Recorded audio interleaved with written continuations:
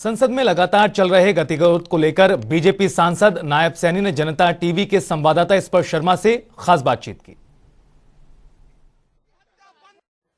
संसद में लगातार गतिरोध देखने को मिलता हुआ नजर आ रहा है। हमारे साथ बात करने के लिए बीजेपी सांसद नायब सैनी जी हैं। सर, आज एक बार फिर से हमने देखा कि किस तरीके से गतिरोध था और लोकसभा साइन डाई होती हुई नजर आई। सर, क्या कहना चाहेंगे? सर देखिए, क्योंकि 6 अप्रैल तक लोकसभा चलनी थी और अपने पूरे समय वो चली है, परंतु कांग्रेस की जो भूमिका रही है लोकसभा के अंदर विपक्ष की जो भूमिका होती है वो निंदनीय है। उसकी जितनी निंदा की जाए वो कम है। आदरणीय लोकसभा अध्यक्ष इस बात को लिए बोलते रहे, सरकार बोलती रही कि चर्चा के लिए तैयार है अगर कोई विषय ऐसा है उसके अंदर, क्योंकि विपक्ष की भूमिका होती है कि विपक्ष अपने तरीके से पब्लिक की आवाज़ को उठाता है, परंतु उनके पास कोई बात नज़र नहीं आई और जो विषय को उठाना चाहते हैं उससे भटक करके दूसरे और इधर उधर का कोई, क्योंकि बात तो कोई है नहीं, और उसको लेकर के जिस प्रकार से कांग्रेस ने और उसके सहयोगी दलों ने एक मिशन के अंदर आकर के लोकसभा को प्रभावित करने का काम किया, वो निंदनीय है। सांसदों के काम थे, उनके क्षेत्रों के काम थे, वो नहीं हो पाए, वो सरकार के सामने नहीं आ पाए, और नहीं आ पाए तो उसका नुकसान कहीं ना कहीं सांसद को होता है, क्योंकि लोग चुन करके भेजते हैं। और अगर हम इस प्रकार से लोकसभा को प्रभावित करते हैं तो कहीं ना कहीं वो बड़ी समस्या का होती है उसके अंदर, क्योंकि हमें अपनी भूमिका करनी चाहिए। अरे आप आवाज़ उठाइए, आप बात उठाइए, पर इस तरीके से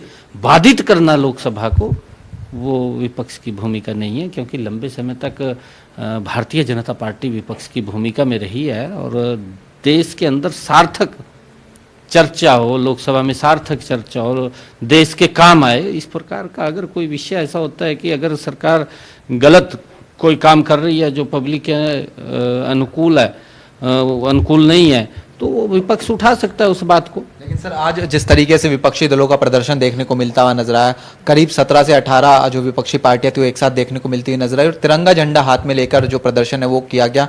लोकतंत्र की हत्या बीजेपी कर रही है, साफ तौर पर आरोप लगा रही है। देखिए, लोकतंत्र की हत्या कांग्रेस के समय के अंदर हो गई थी। आज स्वतंत्र रूप से सभी एजेंसीज काम कर रही हैं, नरेंद्र मोदी जी के नेतृत्व में काम कर रही हैं। किसी का दबाव किसी एजेंसी के ऊपर नहीं है।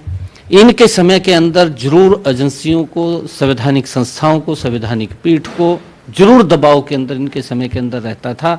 इनके पास मुद्दा नहीं है।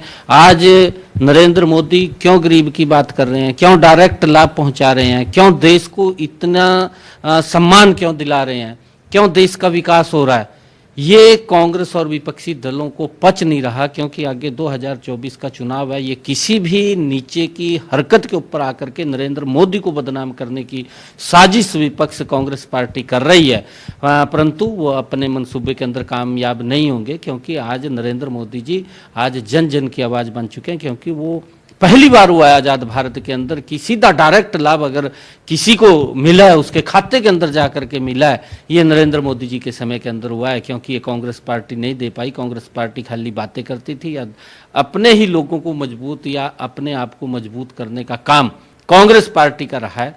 आज कांग्रेस पार्टी के नीचे से और जो उसके सहयोगी दल हैं उनके पैरों तले से जमीन नहीं रही है, और जब जमीन नहीं रही तो उनका हताश होना स्वाभाविक है। सर, एक अंतिम प्रश्न इनेलो को लेकर मैं पूछना चाहूंगा। इनेलो की जो यात्रा है वो प्रदेश भर में भी चलती हुई नजर आ रही है। आज अभय सिंह चौटाला का बयान भी आया है कि जो उनके पास सामने से चलकर आएगा उससे गठबंधन के लिए विचार वो कहीं ना कहीं करते हुए नजर आए। किस तरीके से इस बयान को देखें? देखिए, क्योंकि ये तो जब चुनाव आते हैं तभी ये थर्ड फ्रंट की बात करनी शुरू कर देते हैं, परंतु अभय चौटाला तो अकेला है, व्यक्ति आपके सामने है, अकेला है वो तो। पता नहीं अगली बार में जब चुनाव होंगे वो अकेला भी रहेगा नहीं रहेगा। बहुत शुक्रिया सर। तो ये बीजेपी सांसद नायब सैनी जी थे जो तमाम मसलों को लेकर जनता टीवी से खास बातचीत कर रहे थे। कैमरामैन मोनू चौहान के साथ स्पर्श शर्मा, जनता टीवी, दिल्ली।